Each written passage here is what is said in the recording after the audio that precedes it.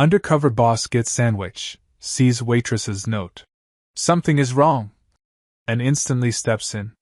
Thomas Ellery had built an empire on sandwiches. Not just any sandwiches. The kind people drove miles for, the kind that made strangers become regulars. His face had been on magazine covers, business podcasts, even a billboard in Times Square. But today, sitting in his Manhattan office on the 42nd floor, none of that mattered. The quarterly report lay open on his desk. One line, buried in the middle of page 17, had stopped him cold. Harold's Hearth, flagged for closure. Performance critical. Harold's Hearth. The name alone sent him 20 years back, to his father's laughter and the smell of butter on a hot grill. That wasn't just another franchise location. That was where it all began. That was home. 3 days later, Thomas stepped off a Greyhound bus in Millbrook, a town so small it didn't even have a traffic light. He wore faded jeans, a trucker cap pulled low, and a flannel shirt that had seen better days. His expensive watch was in a safe back in New York. His polished shoes replaced with scuffed work boots. Even his posture had changed, shoulders slightly hunched, movements slower, more careful. Nobody would recognize him here. That was the point. The diner sat on the corner of Main and Oak, exactly where he remembered it. But something was wrong. The sign, Harold's Hearth, was missing 2 letters. The windows needed washing. The paint on the door frame was peeling like old skin. Thomas pushed the door open. A bell chimed, the same one from his childhood, and suddenly he was 12 again, running in after school to steal cookies from his father's kitchen. The interior was frozen in time, but not in a charming way. More like a museum nobody visited anymore. Faded photographs lined the walls, his father shaking hands with the mayor, cutting the ribbon on opening day, flipping pancakes at the county fair. Thomas's throat tightened. "Sit anywhere you like, honey." The voice belonged to a woman in her 50s, thin and tired-looking, with kind eyes that didn't quite match her exhausted smile. Her name tag read June in cheerful letters that seemed to mock the worry lines on her face. Thomas slid into a booth by the window. The vinyl seat cracked under his weight. Through the kitchen door, he could hear someone humming, a tune he knew by heart. His father used to hum the same melody while he cooked. June appeared with a coffee pot. "Just passing through?" "Something like that," Thomas said, keeping his voice rough, unfamiliar even to himself. "Heard this place makes a mean sandwich." Something flickered across June's face. Pride, maybe? Or pain? "We try our best." "What can I get you?" "The classic Ellery melt. If you still make it." Her smile turned genuine for half a second. "We do. One of the last places that does it right." She disappeared into the kitchen. Thomas heard her call out the order, heard an old man's voice respond, warm, steady, practiced. He couldn't see into the kitchen from here, but he didn't need to. That was Harold. The man who'd worked beside his father for 30 years. The man who'd taught Thomas how to properly butter bread when he was 8 years old. The diner was nearly empty. An elderly couple sat at the counter, eating pie in comfortable silence. A young woman in the corner typed furiously on her laptop, barely touching her soup. The lunch rush, if there had been one, was long over. Thomas noticed things he wished he hadn't. The menu was laminated but old, with prices that had been crossed out and rewritten in marker. The salt shaker on his table was half empty. The ceiling tiles showed water stains. This place was dying. June returned with his sandwich on a white plate, the bread perfectly golden, cheese melted just right. It looked exactly like he remembered. But when she set it down, something caught his eye. A small piece of paper, folded once, tucked just under the edge of the sandwich. June's hand trembled slightly as she pulled it away. Their eyes met. Hers were desperate. "Enjoy your meal," she said quietly, and walked away too quickly. Thomas waited until she was back behind the counter before unfolding the note.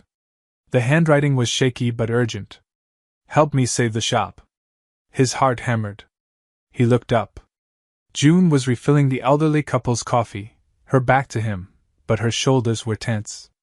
She knew he'd read it. Thomas picked up the sandwich. The first bite should have been nostalgic, emotional, perfect. Instead, it tasted wrong. Not bad, just wrong. The cheese was right, the bread was right, but the sauce. The sauce was from a bottle. His father would have burned this place down before using bottled sauce. Thomas set the sandwich down and looked around the diner with new eyes. Every detail suddenly mattered. The way June moved, efficient but weary, like someone who'd been fighting a losing battle for months. The photographs on the walls, his father's legacy, fading under years of grease and sunlight. The hum from the kitchen, a man cooking with love in a place that was forgetting how to love back. He thought about the report on his desk. The numbers. The projections. The cold, clinical recommendation, close location. Reallocate resources. When had he become the kind of man who turned people into numbers? June approached his table. Everything okay? Thomas looked up at her, this stranger who'd risked everything by handing that note to a random truck driver, and made a decision that would change everything. Actually, he said, I'm looking for work. You hiring? June's eyes widened. For a moment, she just stared at him, coffee pot frozen midair.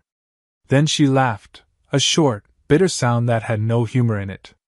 Hiring? Honey, we can barely afford to keep the lights on. I don't need much, Thomas said. Just enough for food and a place to sleep. I'm good with my hands. Washing dishes, cleaning, whatever you need. June studied him with a look that made Thomas uncomfortable. Like she was seeing through his disguise, past the worn clothes and fake accent, straight into whatever desperation had brought him here. Why? She asked simply. Thomas picked up the note, held it between two fingers. Maybe I just don't like seeing good places die. Something shifted in June's expression. She glanced toward the kitchen, then back at him. Harold could use help with the dishes.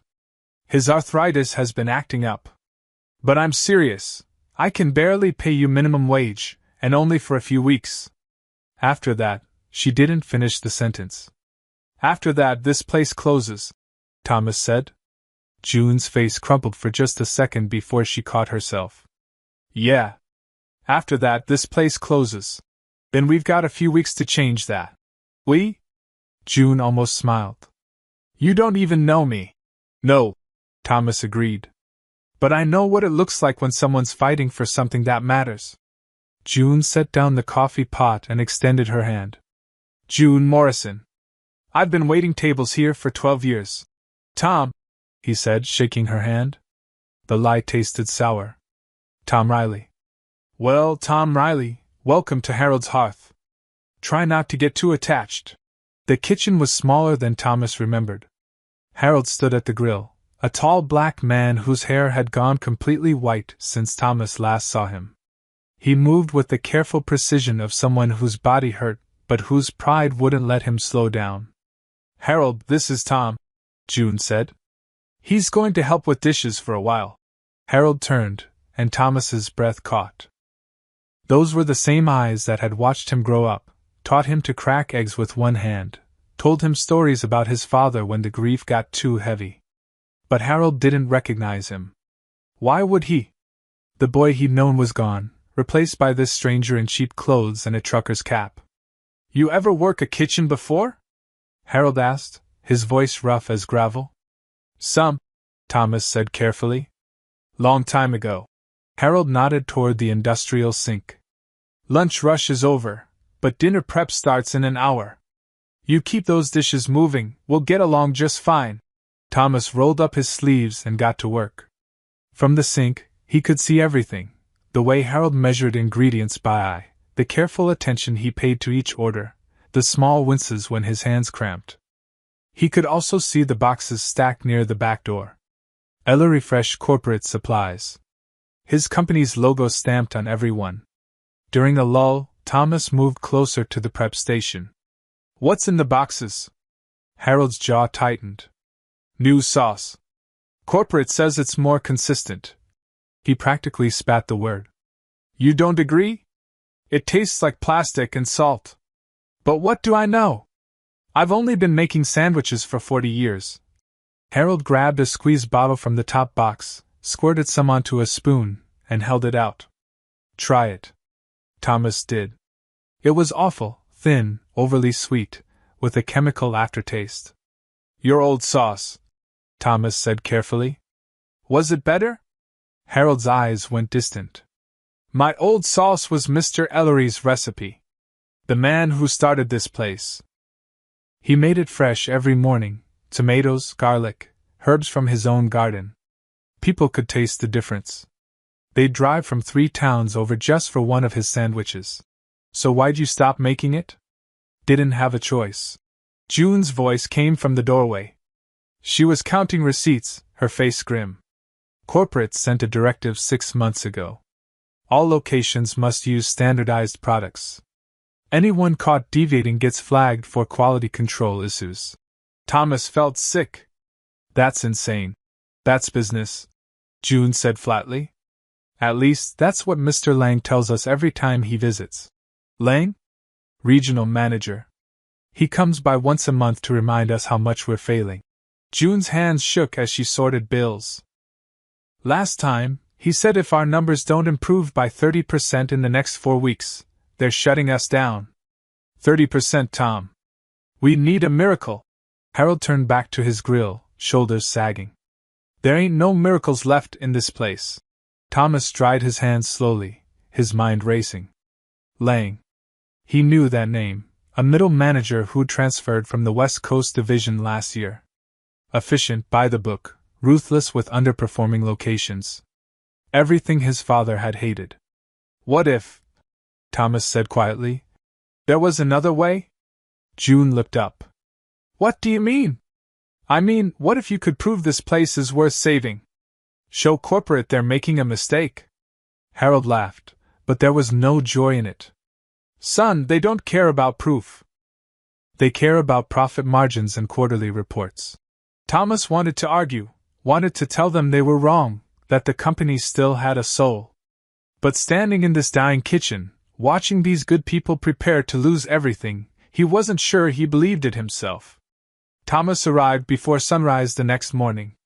The diner was dark except for a single light in the kitchen. Through the window, he could see Harold's silhouette, already at work. The back door was unlocked. Thomas let himself in quietly. Coffee's fresh, Harold said without turning around. Cups are by the sink. You're here early. Old habit. Mr. Ellery used to say the best cooking happens when the world's still sleeping. Something about the quiet helping you think. Harold was chopping onions with a knife that had seen decades of use. Plus, my hands work better before the day gets hold of them. Thomas poured 2 cups of coffee, set one beside Harold's cutting board. They worked in silence for a while, Harold prepping vegetables, Thomas scrubbing yesterday's pans. The rhythm felt ancient, sacred somehow. June told me you offered to help save this place, Harold said eventually. I did. Why? You don't know us. This isn't your fight. Thomas chose his words carefully. Maybe I'm tired of watching good things disappear just because some spreadsheet says they should. Harold stopped chopping. He looked at Thomas properly for the first time, really looked, and Thomas had to force himself not to glance away. You talk like someone who's seen the inside of a boardroom, Harold said slowly. Thomas's heart stuttered. I've been around. Harold went back to his onions, but something had shifted. Well, if you really want to help, hand me those tomatoes. Time you learn how real sauce is made. For the next hour, Thomas watched Harold work magic. No measuring cups, no timers, no recipe cards. Just decades of muscle memory and an artist's intuition. Tomatoes crushed by hand. Garlic minced fine as sand. Herbs added in pinches that somehow always turned out perfect. Mr. Ellery taught me this recipe the summer before he died, Harold said, stirring the pot with a wooden spoon worn smooth from use. His son was off at college, building big dreams. Smart kid. Good heart. But he stopped coming around after his father passed. Thomas's throat tightened. Maybe he had his reasons. Maybe. Or maybe he just forgot where he came from. Harold tasted the sauce, nodded to himself. This business, the real business, it ain't about expansion and franchises. It's about making something that matters. Something people remember long after the meal's done. He ladled some sauce into a small bowl, handed it to Thomas. Tell me what you taste. Thomas brought it to his lips. The first taste hit him like a memory made solid. Summers helping his father in the same kitchen, the pride in his dad's eyes when Thomas got something right, the warmth of belonging to something bigger than himself. It tasted like home. It's perfect, Thomas whispered. Damn right it is. Harold's hands trembled as he set down the ladle. He tried to hide it, but Thomas saw the pain that flashed across his face, the way his fingers curled inward involuntarily. Let me help, Thomas said, moving closer. I can manage. I know you can. But you don't have to. Harold hesitated, then slowly nodded. Together they lifted the heavy pot, transferred the sauce to storage containers. Thomas steadied the bowl while Harold poured, their movements synchronized like they'd done this 1,000 times before. You've got a good hand for this, son, Harold said softly. The word hit Thomas harder than it should have. Son. His father used to call him that. Standing in this kitchen with Harold, doing work that actually meant something, Thomas felt something crack open inside his chest, a longing he'd buried under years of conference calls and profit margins.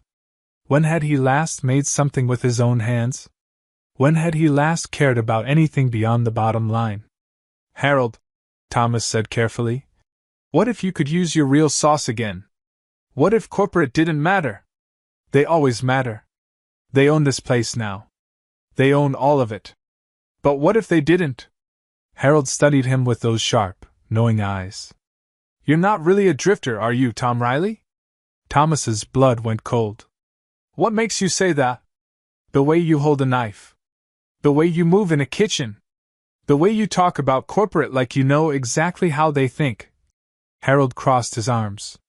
And the fact that you called that sauce perfect after one taste. Only 2 people in the world knew that recipe by heart, me and Mr. Ellery. His son knew it too, once upon a time. The silence stretched between them like a live wire. I'm trying to help, Thomas said quietly. I know. Question is, who are you really helping? Us or your guilty conscience? Before Thomas could answer, June pushed through the kitchen door. We've got a problem, she said, her face pale. Mr. Lang just called. He's coming for an inspection. Today. Mr. Lang arrived at exactly 11 o'clock, because men like him were always exactly on time. Thomas heard the car door slam before he saw him, sharp, aggressive, final. Through the kitchen window, Thomas watched a man in an expensive suit step out of a black sedan. Mid-40s, silver at the temples, the kind of smile that never reached his eyes. He carried a tablet and wore cologne that probably cost more than June made in a week. Thomas recognized him from company meetings. Gerald Lang. The man who'd increased West Coast profits by 18% in 1 year by closing 7 underperforming locations. His father would have hated him. Everyone act natural, June whispered, smoothing her apron with shaking hands. Just. Please don't give him any reasons. Lang pushed through the front door like he owned the place. Technically, he did. June! Harold, his voice was smooth, corporate, empty of warmth. I see we're still struggling with basic cleanliness standards. He ran a finger along the counter, examined it with exaggerated disgust. We cleaned this morning, June said quietly. Clearly not well enough. Lang's eyes swept the diner, cataloging failures. His gaze landed on Thomas. Who's this? New dishwasher, Harold said from the kitchen. Tom. We authorize new hires. Lang's eyebrows rose. That's interesting, considering you're barely covering payroll. He works for almost nothing, June said quickly. We needed help. Lang made a note on his tablet. Unauthorized staffing decisions. That's going in my report. He walked toward the kitchen, and Thomas forced himself to keep scrubbing dishes, to play the part of someone who didn't matter. Let's see what we're serving today. Lang grabbed a ticket from the order spike. Classic Ellery melt. Harold, make me one. Now. Harold's jaw clenched, but he moved to the grill. Thomas watched him work, the same careful attention, the same practiced movements. But when Harold reached for the sauce, his hand hesitated over the homemade batch they'd prepared that morning. Thomas held his breath. Harold grabbed the corporate squeeze bottle instead. Smart choice, Lang said, noticing. I trust you've disposed of any unauthorized recipes? Yes, sir. Harold lied, his voice flat. Good. Because you know what happens when locations deviate from approved protocols. Lang leaned against the counter, studying his tablet. Your numbers are dismal, by the way. Down another 4% from last month. At this rate, we'll be shutting you down by Christmas. We're trying, June said, and Thomas heard the desperation creeping into her voice. People love the food. We just need more time. Time? Lang laughed. This location has had 3 years. 3 years of declining profits, inconsistent quality, and customer complaints about prices. Face it, June. Millbrook can't support a premium sandwich shop. It's a dying town full of dying dreams. Thomas gripped the edge of the sink so hard his knuckles went white. Harold slid the finished sandwich across the counter. Lang took a bite, chewed thoughtfully, then nodded. Adequate. This is what we need: consistency, reliability, corporate standards. He took another bite. See? When you follow the system, things work. Thomas couldn't stay quiet anymore. Does it, though? Everyone turned to look at him. Lang's eyes narrowed. Excuse me? Does it work? Thomas stepped away from the sink, pulled off his rubber gloves. Because from where I'm standing, this place is dying specifically because of your system. Tom, June whispered urgently. Don't. But Thomas was done pretending. This diner used to have people lined up out the door. You know why? Because Harold made food that mattered. Real ingredients, real recipes, real care. Your consistency tastes like cafeteria garbage. Lang's face flushed red. You're fired. You can't fire him, June said desperately. Please, Mr. Lang, he's new, he doesn't understand. No, I understand perfectly. Thomas pulled off his cap, met Lang's eyes directly. I understand that somewhere along the way, this company forgot what made it special. Forgot that people don't want adequate. They want excellent. They want real. Who the hell do you think you are? Lang stepped forward, using his height to intimidate. Some dishwasher who's been here 2 days, lecturing me about business? Harold moved between them, and Thomas saw recognition dawn in the old man's eyes. Harold knew. Maybe he'd known all along. Mr. Lang, Harold said carefully, maybe we should all calm down. Calm down? This nobody just disrespected me in front of staff. Lang pointed at Thomas. You. Out. Now. And June, if I find out you're making unauthorized recipe changes, you're next. He pulled something from his pocket, a squeezed bottle of sauce, and deliberately walked to the prep station where Harold's homemade batch sat cooling. Is this what I think it is? Lang unscrewed the lid, smelled it. Unauthorized preparation. Harold, I am beyond disappointed. Before Harold could respond, Lang poured the entire batch down the sink. 40 years of tradition, his father's legacy, swirling down the drain in seconds. Harold's face crumbled. And Thomas made his decision. Thomas caught up with June in the parking lot. She was sitting on the curb, head in her hands, shoulders shaking. The black sedan was gone, leaving only tire marks and silence. I'm sorry, Thomas said. I shouldn't have. You were right. June looked up, her eyes red but fierce. Everything you said was right. But right doesn't pay the bills. Right doesn't save this place. Maybe it does. June laughed bitterly. Tom, or whoever you really are, we're done. Lang's going to make sure of it. One bad inspection report and corporate will close us next week instead of next month. Thomas sat down beside her. What if you had one more chance? One real shot at proving this place deserves to survive? There are no more chances. That's not how the world works. What if it could be? June turned to look at him, really look at him. Harold thinks you're connected somehow. To the company, maybe. To the Ellery family. He won't say why, but I've never seen him look at someone the way he looks at you. Thomas's heart hammered. Would it matter? If I was? I don't know. Would you actually help us, or just feel better about yourself before you leave? She wiped her eyes. Because we don't need pity, Tom. We need a miracle. The kitchen door opened. Harold stood there, silhouetted against the light, holding something in his hands. Come inside, he said. Both of you. I've got an idea. They gathered around the prep table. Harold set down a newspaper, folded to the entertainment section. A small article was circled in red ink. Celebrated food critic Marcus Chin returns to hometown roots. Marcus Chin, June read aloud. Winner of the National Food Critics Award. Known for discovering hidden culinary gems across America. She looked up. Why do I care about this? Because he grew up in Millbrook, Harold said. His mama used to bring him here every Sunday after church. Mr. Ellery would make him a special sandwich, always experimenting with new ingredients. Marcus once told me those sandwiches were why he became a food critic. Thomas leaned forward, reading the article. He's visiting Millbrook next weekend for his high school reunion. That's 5 days from now, June said. You think if he comes here, if we serve him something incredible, it won't matter. Harold's voice was heavy. Even if Marcus writes a glowing review, corporate won't care. They've already made their decision.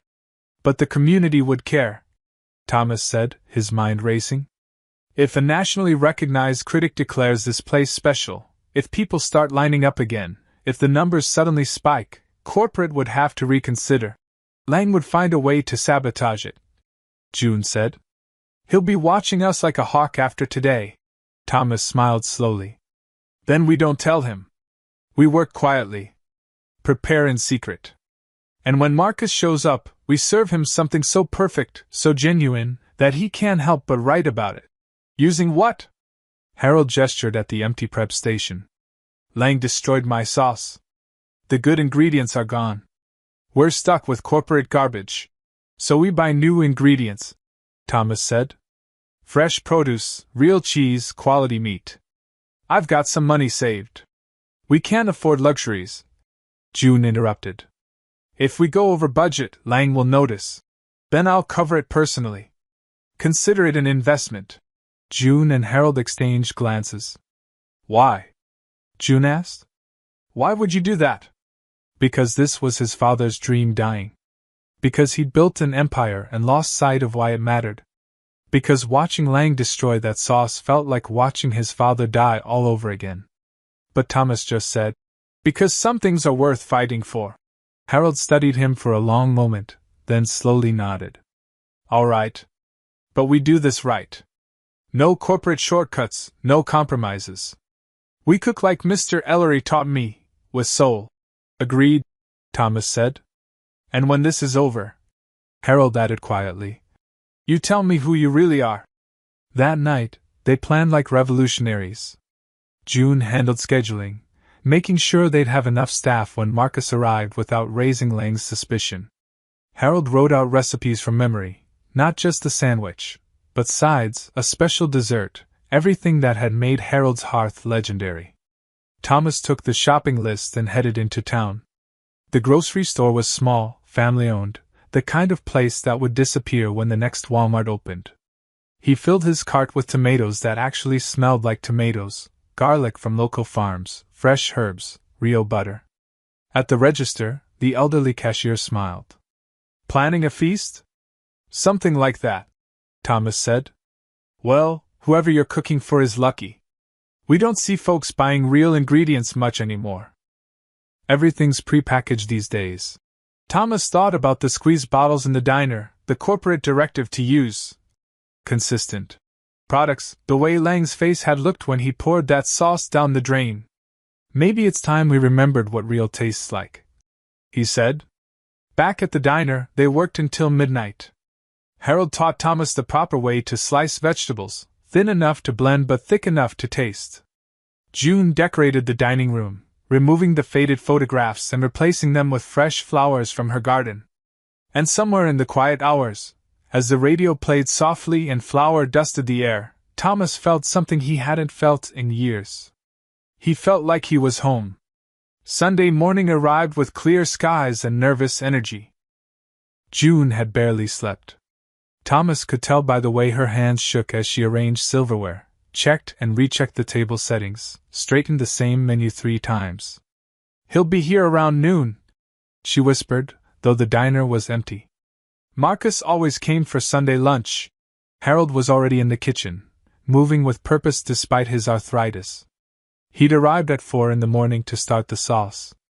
Thomas had found him there, humming that old tune, tears streaming down his face as he crushed tomatoes by hand. "First time in 6 months I've made this properly," Harold had said. "Feels like saying hello to an old friend." Now, at 11:30, everything was ready. The sauce simmered perfect. Fresh bread waited to be grilled.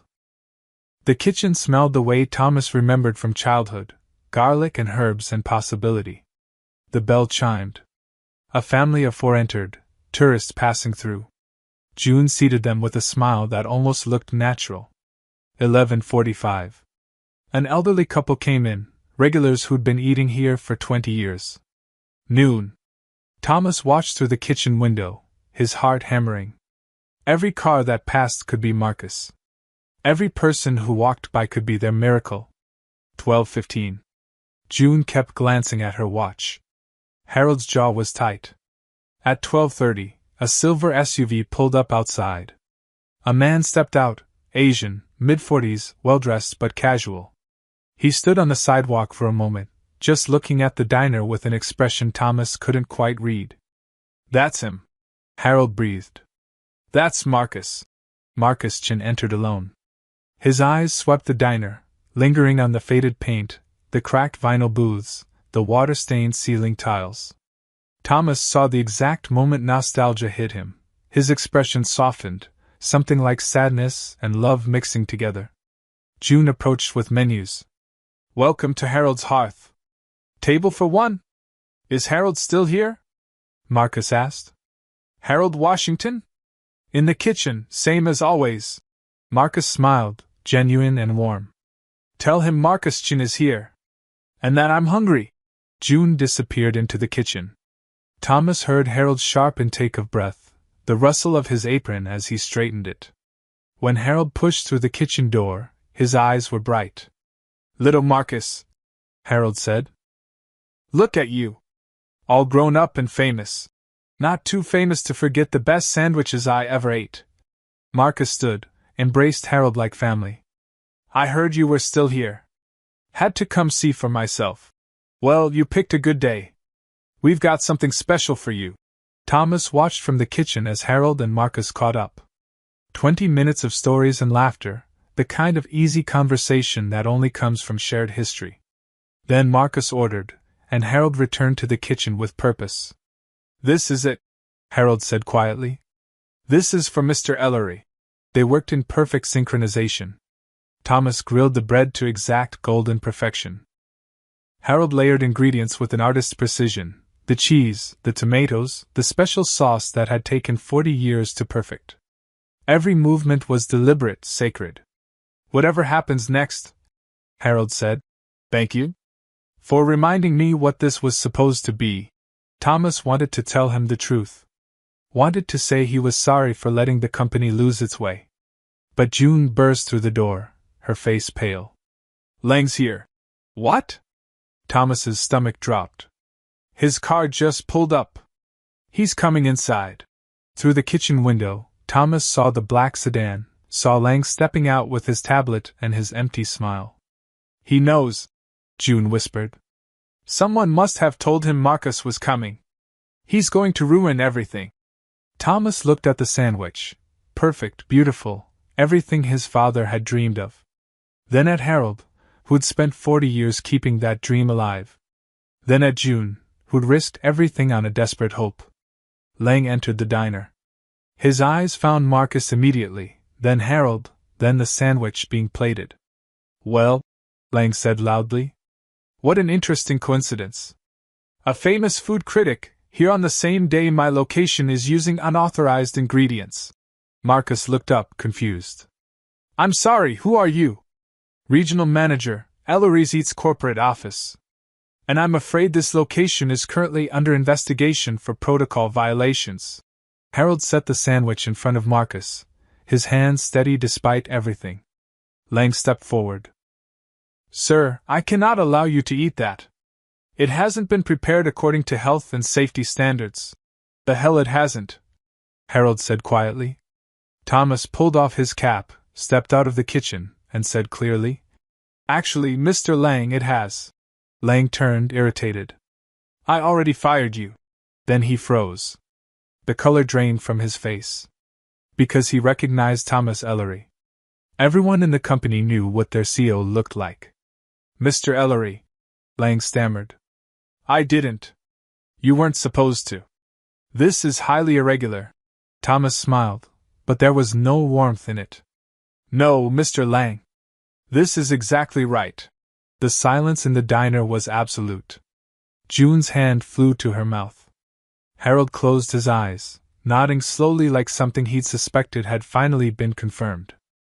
Marcus Chen looked between Thomas and Lang with the sharp attention of someone who sensed a story. Lang recovered first, his corporate instincts kicking in. Mr. Ellery, I can explain. I received reports of protocol violations and came to investigate. I had no idea you were conducting a personal inspection. I wasn't conducting an inspection.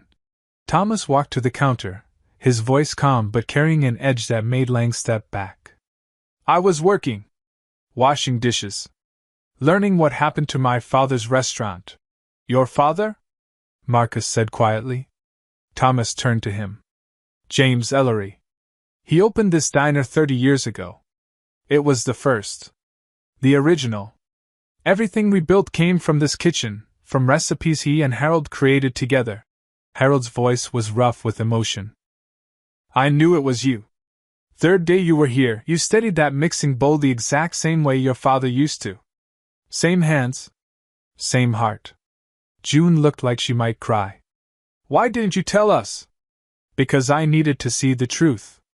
And the truth is that my company, my father's legacy, has become exactly what he would have hated. Thomas turned back to Lang. You destroyed Harold's sauce. 40 years of tradition, poured down a drain because it didn't fit your spreadsheet. It was unauthorized. It was perfect. Thomas's voice rose for the first time. That sauce is why we exist. Those recipes are why people loved us. And you treated them like garbage. Lang's face flushed. I was following corporate policy. Policies that you approved. Policies I never should have approved. Policies that prioritize profit over purpose, efficiency over excellence. Thomas grabbed the corporate squeeze bottle from the counter. You know what my father would say about this. He'd say we lost our soul.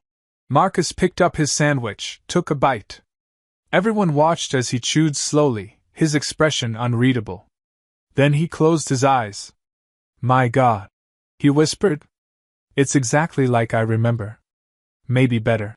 Sir, Lang said desperately, that sandwich violates multiple corporate standards. Be quiet, Gerald. Thomas's voice was ice. You're done talking. Lang's mouth opened and closed like a fish. Thomas turned to Marcus. I apologize for the drama. Please enjoy your meal. And whatever you write, write the truth. This place deserves that much. Marcus studied Thomas with curious eyes. You went undercover in your own company? I did. Why? Thomas looked at Harold, at June, at the faded photographs on the walls. Because somewhere along the way, I forgot what we were supposed to be. I got lost in expansion and quarterly reports and market share.